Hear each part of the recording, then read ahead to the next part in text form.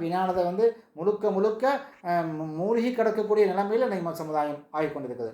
அப்போ ஆக அந்த நல்லடியார்கள், அந்த வெற்றி பெற்ற அடியார்கள் இருக்கிறாங்களா மொமென்கள், அவங்க விஞ்ஞானத்தையும் புறக்கணிப்பாங்க. அப்புறம் தனது மனைவியை அடுத்தால சொல்கிறான் 5வது வசனத்தில், தமது மனைவியர் அல்லது தமது அடிமை பெண்களிடம் தவிர தமது கற்பை காத்து கொள்வார்கள், அவர்கள் பழிக்கப்பட்டோர் அல்லர். யார்? நாம் ஹலாலான முறையில் திருமணம் செய்து கொண்ட மனைவி, அவர்களோடு நாம் உறவு வைத்துக் கொள்வது நமக்கு அனுமதிக்கப்பட்டிருக்கிறது.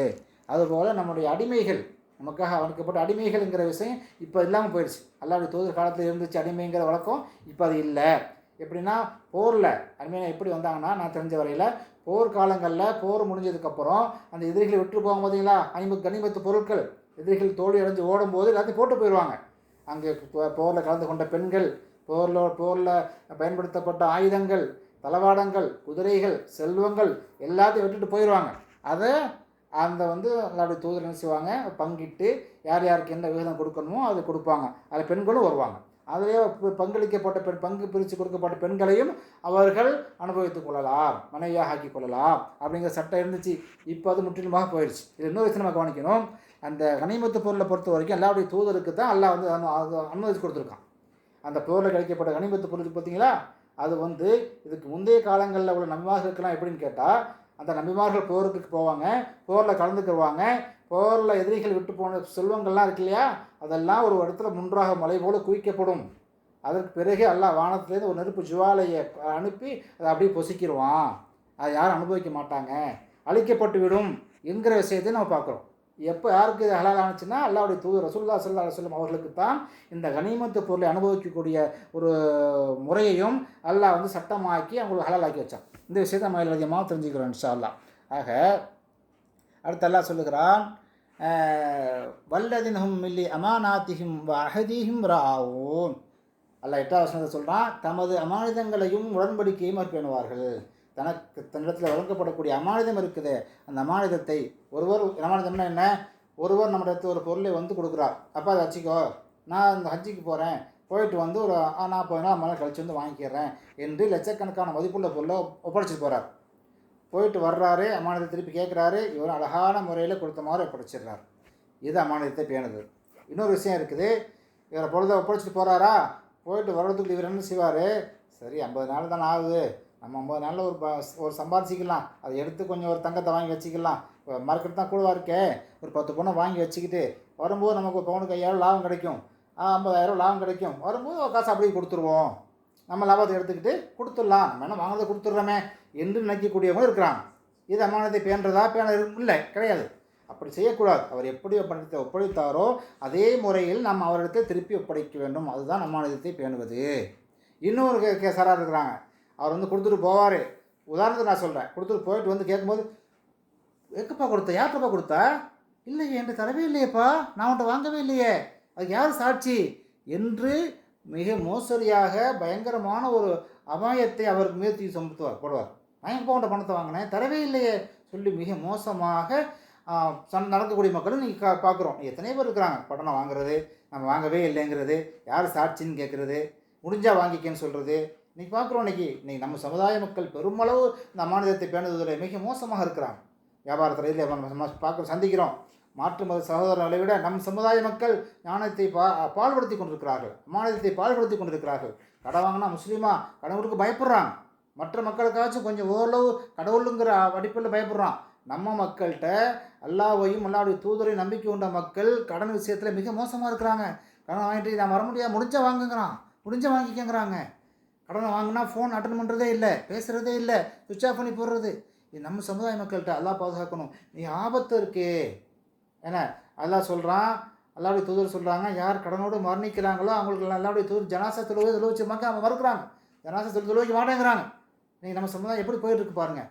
அல்லாஹ் பாருங்கள், யூதர்கள் உதாரணம் காட்டுறான் பாருங்கள். யூதர்களுடைய பழக்கம் எப்படி இருக்குன்னு சொன்னீங்கன்னு சொன்னால், அந்த யூதர்கள் அல்லாஹ் குர்ஆன் 3வது அத்தியாயம் நினைக்கிறேன், ஒரு தங்க குவி வேதம் கொடுக்கப்பட்டவங்க பற்றி எல்லாம் சொல்கிறான். இதில் எப்படின்னு கேட்டால், ஒரு தங்க குவியலையே அவங்கள்ட்ட கொடுத்துட்டு திரும்ப கேட்டாலும் அந்த அப்படியே ஒப்படைப்பாங்க. என்ன நல்லா கீழே சொல்கிறான். அதுலேயே சிலர் இருக்கிறாங்க, எப்படியா, ஒரு தங்க காசை கொடுத்துட்டு திரும்ப கேட்டோம்னா அவங்களுக்கு நிலையாக நிற்கணுமா, அவன்கிட்ட போய் இருந்தால் கூட தரமாட்டானான். அப்படிப்பட்ட மக்களும் இருக்கிறாங்களா சொல்லுவாங்க. இது யாரை விளக்கம் சொல்கிறாங்கன்னா, ஹதீஸ்களை இந்த குர்ஆனுக்கு விளக்கம் சொல்கிறவங்க இது யூதர்களை பற்றி தான் சொல்லுது.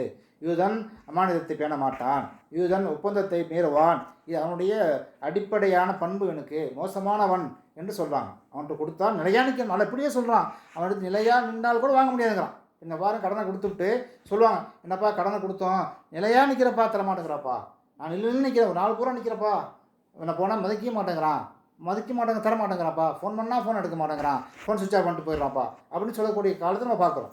இது இதனுடைய பழக்கம். ஆக இப்படிப்பட்ட பண்புகள் எல்லாம் ஒரு முன்னேற்றத்தில் இருக்கக்கூடாது.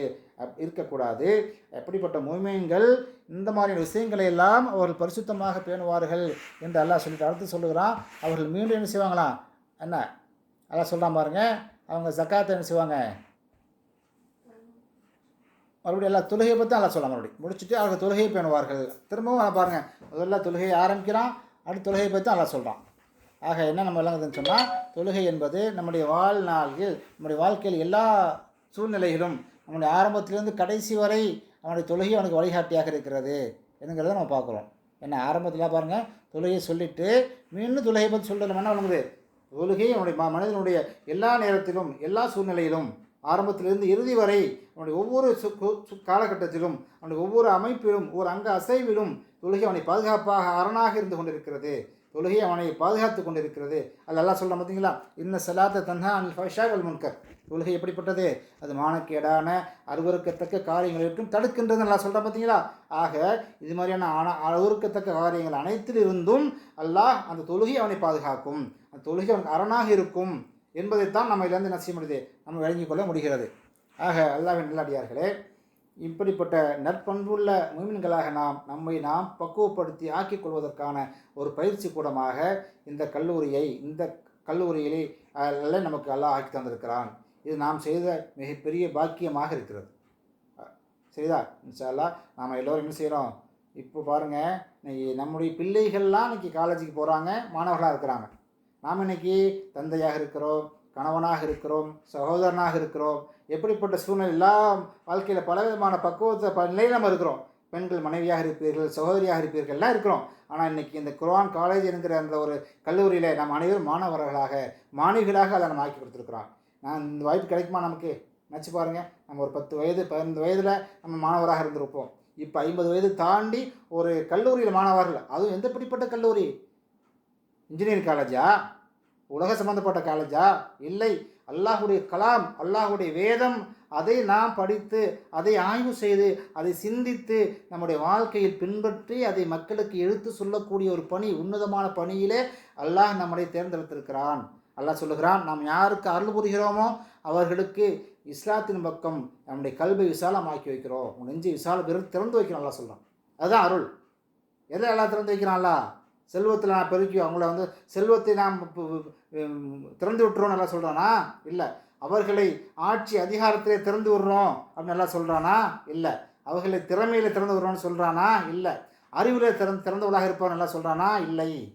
அவன் இஸ்லாத்தின் பக்கம் நெஞ்சு தன்னை விசாலமாக்கி வைக்கிறோம், விரிவாக்கி வைக்கிறோம் என்று சொல்வதை பார்க்கிறோம். காரணம், இந்த மார்க்கம்தான், இந்த தீன் இஸ்லாம் தான் நமக்கு மிகப்பெரிய பாக்கியமாக இருக்கிறது.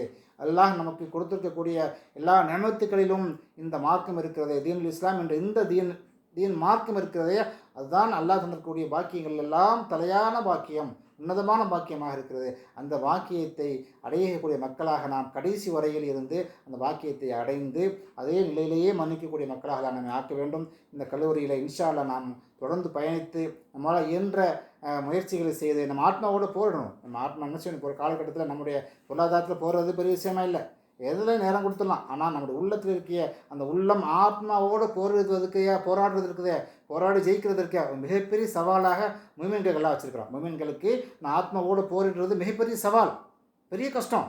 ஆனால் அதில் வெற்றி போடுறவங்கள தான் மறுமையில் அந்த ஜன்னத்துல் ஃபிர்தௌஸ் என்று சொல்லக்கூடிய அந்த சொர்க்கத்திற்கு அவங்க தான் வாரிசுன்னு நான் சொல்கிறோம்.